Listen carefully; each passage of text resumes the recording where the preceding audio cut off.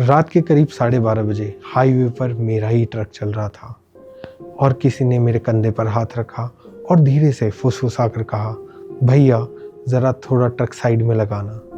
मैंने पीछे देखा लेकिन पीछे कोई था ही नहीं। दोस्तों, मैं हूं आपका दोस्त और आप देख रहे हैं डर का सफ़र। दोस्तों, आज एक ऐसी कहानी जो ट्रक ड्राइवर सवारी तो बैठा था लेकिन वो सवारी इंसान नहीं होती है। ये कहानी आप आखिर तक देखिएगा क्योंकि जो आखिरी मोड़ पर हुआ उस चीज़ पर आज तक भी लोग यकीन नहीं कर पा रहे हैं। राजस्थान से दिल्ली माल ले जाने और लाने का काम करने वाला वो ड्राइवर सुखदेव, उम्र 40 साल हो चली थी। 18 साल उसे उस हाईवे पर ट्रक चलाते हुए हो चले थे।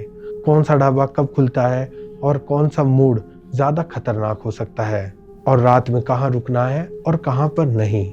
उस रात सुखदेव जोधपुर से दिल्ली के लिए निकला था।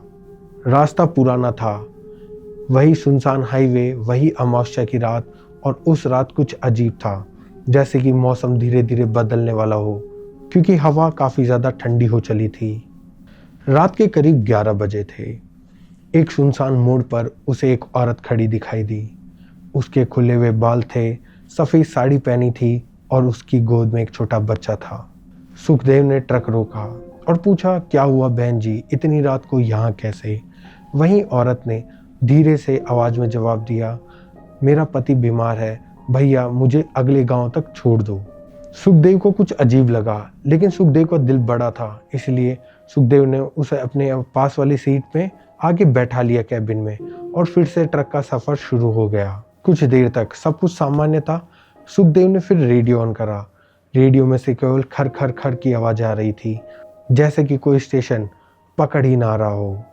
सुखदेव ने अपनी साइड में उस औरत की गोद में जो बच्चा देखा वो बिल्कुल भी हिल नहीं रहा था। सुखदेव की ये चीज़ देख के रीढ़ की हड्डी में जैसे सिरन सी दौड़ चली थी और सुखदेव ने पूछा, बहन जी क्या आपका बच्चा ठीक है? औरत ने सिर घुमाया, लेकिन जो उसका सिर घुमाने का तरीका था कि जैसे उसकी गर्दन में कोई हड्डी ही ना हो। उसने पूरी अपनी गर्दन घुमा दी सुखदेव की साइड में और वो कहने लगी, मेरा बच्चा भूखा है भैया बहुत दिनों से। और वो मुस्कुराने लगी और उसकी मुस्कान जैसे उसके कानों तक पहुंच चली थी। सुखदेव ने जोर से अपने ट्रक के ब्रेक लगा दिए। सरसराता हुआ ट्रक जाकर एक साइड में रुक गया और जब फिर पलट के उसने उस सीट पर देखा तो सीट खाली थी। कोई औरत नहीं, कोई बच्चा नहीं, केवल वहां पर पड़े थे कुछ नीम के पत्तों का एक गुच्छा। और उसके पूरे कैबिन के अंदर ऐसी बदबू आ रही थी जैसे किसी ने वहां पर लाश जला दी हो। सुखदेव ट्रक से उतर गया और बीच सड़क में खड़ा होकर भगवान का नाम जप करने लगा। लेकिन तभी सुखदेव को उसी के ट्रक की आवाज़ उसके ट्रक से पीछे से आने लगी।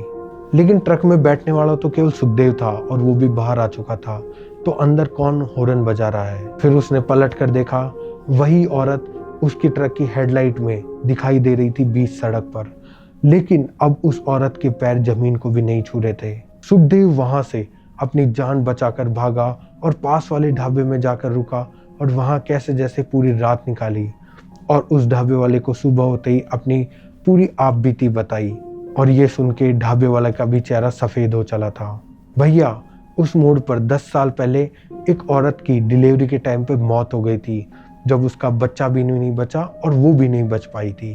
तब से कई ड्राइवर बोलते हैं कि वो उसकी आखिरी सवारी होती है। सुखदेव ने फिर पूछा कि फिर मैं कैसे बच गया? ढाबे वाले ने सुखदेव के गले की तरफ इशारा करा और कहा, ये काला धागा आपने बांध रखा है जो सुखदेव को उसकी माँ ने बरसों पहले पहनाया था। शायद इसी ने आपको आज बचा लिया।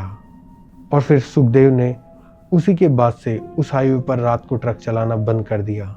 आज भी कई ड्राइवरों के बीच यही बात होती है कि जब कोई रात को सफ़ेद साड़ी में औरत मिल जाए तो कभी भी अपनी ट्रक मत रोकना, क्योंकि शायद वो इंसान ना हो।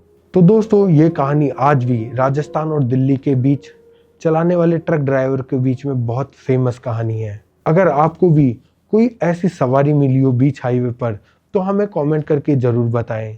क्या पता आपकी कहानी हमारे अगले एपिसोड में हो।